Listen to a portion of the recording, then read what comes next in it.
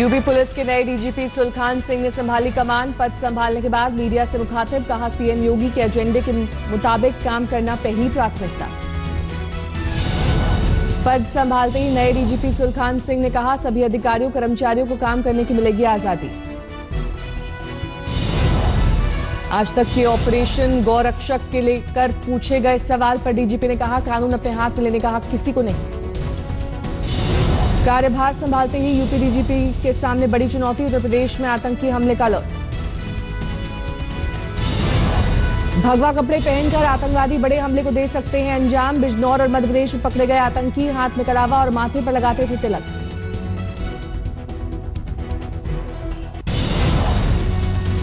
मोदी सरकार में मुस्लिमों को मिल रहा है पूरा सम्मान। केंद्रीय मंत्री रविशंकर प्रसाद ने कहा भारत की विविधता और संस्कृति का सम्मान।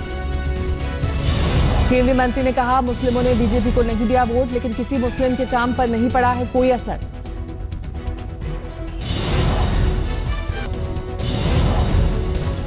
बाबरी मस्जिद के फैसले के बाद अलग थलग पड़े बीजेपी नेता विनय कटियार।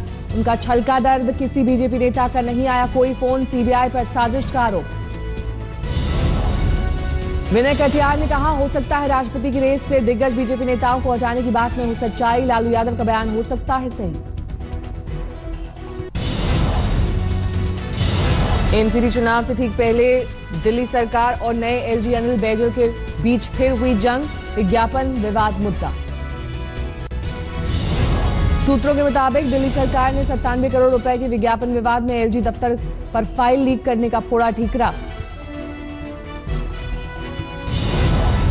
दिल्ली सरकार ने मुख्य सचिव के सीधे एलजी को फाइल भेजने पर उठाए सवाल, जताई आपत्ति, किया सवाल किस नियम के तहत उन्होंने ऐसा किया। केजरीवाल ने एलजी से उन फाइलों की मांगी सूची जो मंत्रियों को बाईपास कर सीधे एलजी को भेजी गई।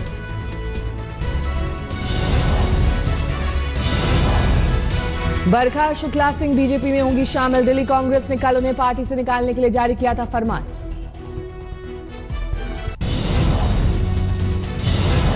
देश में बढ़ रहे आतंकी खतरे को लेकर गृह मंत्रालय की रणनीति तेज। एनएसजी को आधुनिक हथियारों से किया जा रहा है लैस।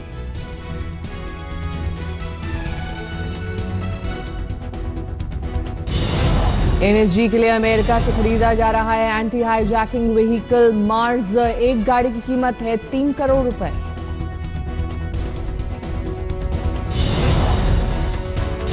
मार्स के जरिए ऊंचे ऊंचे बोइंग विमान तक पहुंचना होगा आसान। 5 से 6 मंजिला तक पहुंच जाएंगे एनएसजी कमांडो।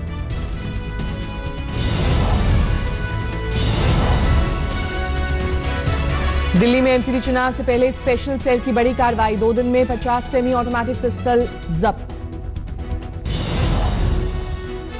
हैदराबाद में कस्टम विभाग ने पकड़ा 27 लाख का सोना। टीवी के सर्किट बोर्ड में छुपाए गए थे सोने के 6 बार।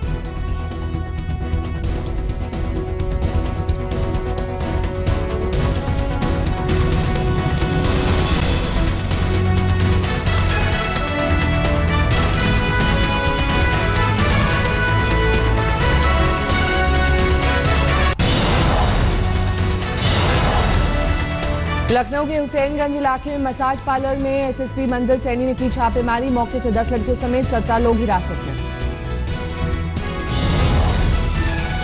लखनऊ पुलिस को देह व्यापार का शक, पकड़ा गया कि युवक खुद को एक पार्टी का नेता बताकर बना रहा था दबाव। कोलकाता में चलती कार में नाबालिग के साथ रेप, पुलिस आरोपी की कर रही है तलाश।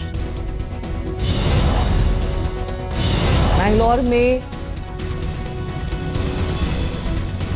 बेंगरे बीच पर बजरंग दल के कार्यकर्ता की लाश मिली। गुरुवार की रात से गायब था युवक। बिहार के छपरा में बीजेपी कार्यकर्ता और दवा कारोबारी की गोली मारकर हत्या। बीजेपी ने इसे राजनीतिक हत्या कहा।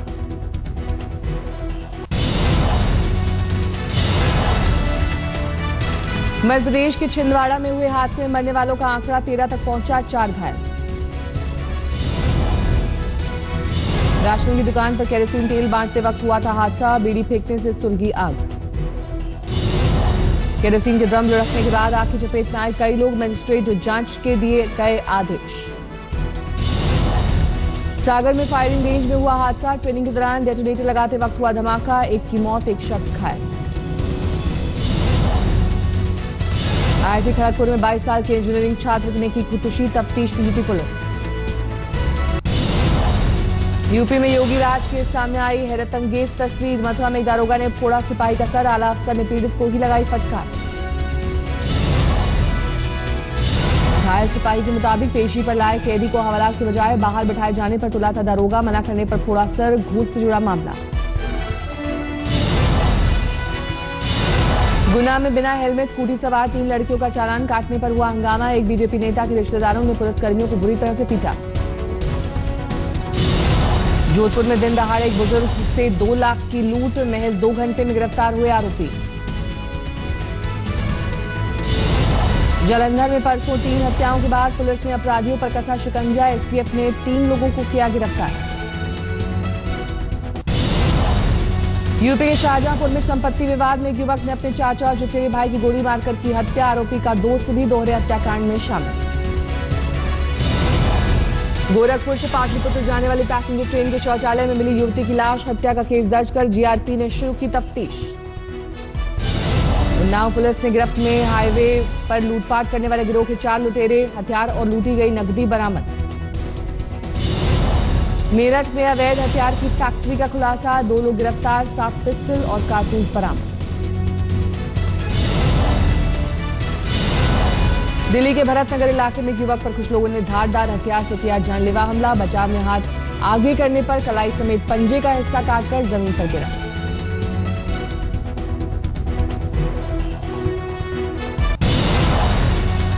पानीपत में बाइक सवार बदमाशों ने एक महिला से छीना 1,09,000 कैश से भरा बैग, बाइक से हुए फरार।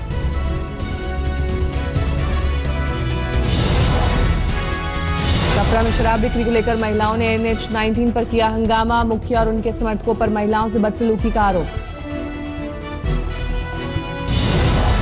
नीमच में शादी समारोह के दौरान पारंपरिक रस्म निभाते वक्त दूल्हे से हो गई मासूम की हत्या। तलवार के जख्म से घायल मासूम की अस्पताल में हुई मौत। आरोपी दूल्हा गिरफ्तार। नीमच में रस्म के दौरान दूल्हा तलवार से काट रहा था टहनी, तभी 10 साल के मासूम के पेट में घुस गई तलवार। हादसे के बाद दुल्हन ने तोड़ा रिश्ता।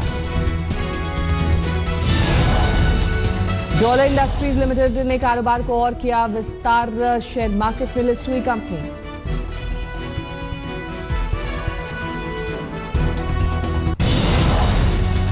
आईपीएल में आज 2 मुकाबले। शाम 4 बजे पुणे और हैदराबाद का मैच, रात 8 बजे से मुंबई इंडियंस और दिल्ली डेयरडेविल्स की टक्कर। कल हुए मैच में गुजरात लायंस ने कोलकाता को 4 रन से हराया। नाइट राइडर्स ने 188 रन का दिया था लक्ष्य, 10 गेंद रहते जीता गुजरात लायंस। सोशल मीडिया पर राजकुमार राव की तस्वीर वायरल। फिल्म राब्ता में निभा रहे हैं 324 साल के व्यक्ति का किरदार। अभिनेत्री करीना कपूर को मिला अगली फिल्म के लिए 6 करोड़ का ऑफर। अभी वीरे दी वेडिंग पूरी करने में जुटी है करीना। शाहरुख खान की बेटी सुहाना को अभिनेता सिद्धार्थ मल्होत्रा के साथ देखा गया। करण जौहर के घर पार्टी में पहुंचे थे साथ।